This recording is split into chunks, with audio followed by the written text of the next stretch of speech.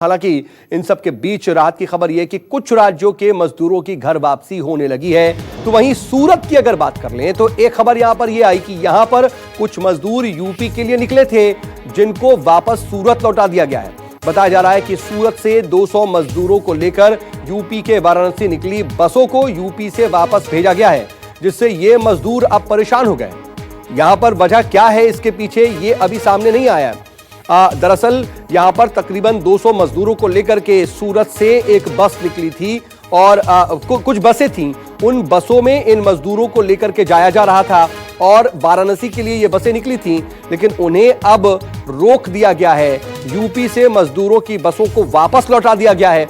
अब ये मजदूर भी परेशान हैं कि उन्हें वापस क्यों लौटाया जा रहा है, लेकिन इसके पीछे की वजह भी अभी साफ नहीं हो रही है कि आखिर ये बसें जब इन मजदूरों को लेकर निकली थीं तो फिर अब उन्हें वापस क्यों किया जा रहा है। हम बनारस जा रहे थे, जैसे यूपी का परमिशन लिया था और बनारस जाते जाते हमारे को रास्ते में 6-7 जगह खड़ा किया, हमारा परमिशन लेटर देखा, हमारे को जाने दिया और फिर बाद में हलल पलल में हमारे को 2 बजे रात को ऐसा बताया गया कि भाई तुम्हारा परमिशन कैंसिल हो गया है, खाली राजस्थान और एमपी के लिए परमिशन है, यूपी वाले का परमिशन कैंसिल हुआ है। ऐसा करके हमारे को रिटर्न कर दिया। कितने थे लोग बस में? बस में हमारे 30 सवारी थी। यहाँ से तो परमिशन सब कुछ मिल गया था, लेकिन इधर से चेक करते हुए गए, लेकिन जब एमपी बॉर्डर पहुँचे तो वहाँ तो पर वापस कर दिया। इस समय तो रूम छोड़ दिए हैं सब, उसके बाद तो फिर खाने के लिए तो कुछ है ही नहीं है। किसने परमिशन दिया था आपको जाने के यहाँ से? तो गुजरात सरकार ने।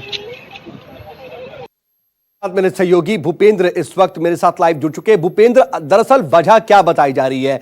पहले परमिशन दी जाती है, फिर बताया जाता है कि यहां तक की परमिशन नहीं है। जाहिर सी बात है ऐसे वक्त में जब मजदूर यूपी तक पहुंच गए हैं सूरत से उतनी दूर से, तो फिर अब इन्हें वापस भेजना कितना तर्कसंगत नजर आता है?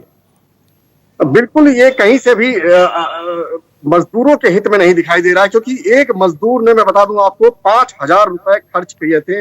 एक मजदूर से 5,000 रुपए वसूले गए थे और ये ट्रकों में भेड़ बकरियों की तरह ठूस कर वहां तक पहुंचे और उसके बाद उन्हें ये कहकर लौटा दिया गया कि आपके पास अंदर जाने की परमिशन नहीं है। बल्कि गुजरात पुलिस भी ये कह रही है कि आप यहाँ तक आ गए हो भले, लेकिन आगे आपको नहीं जाने दिया जाएगा। कई लोग बॉर्डर तक पहुंचे, कई बॉर्डर के पहले ही लौटा दिए गए हैं। कई सैकड़ों मजदूर जो है अभी भी बॉर्डर पर पड़े हुए हैं। अभी हमारी कुछ देर पहले दाहोद से बात हुई, वहां पता चला कि कई सैकड़ों मजदूर, हजारों मजदूर जो है वहां बॉर्डर पर पड़े हुए हैं। कुछ एक जो गाड़ियां थी वो लौट कर वापस सूरत पहुंच चुकी हैं, लेकिन कुछ लोग अभी भी बॉर्डर पर पड़े हुए हैं। नहीं, लेकिन भूपेंद्र, ये जानकारी क्या मिल रही है? ये जो बसें निकली हैं, ये बसें क्या प्रशासन की तरफ से भेजी गई थी? क्या ये आधिकारिक तौर पर सरकार की तरफ से इन्हें मूव किया गया था या फिर इन्होंने अपने से बंदोबस्त किया? अपने से अगर इन्होंने बंदोबस्त किया तो फिर इनको पास किसने दिया, इनको इजाजत किसने दी?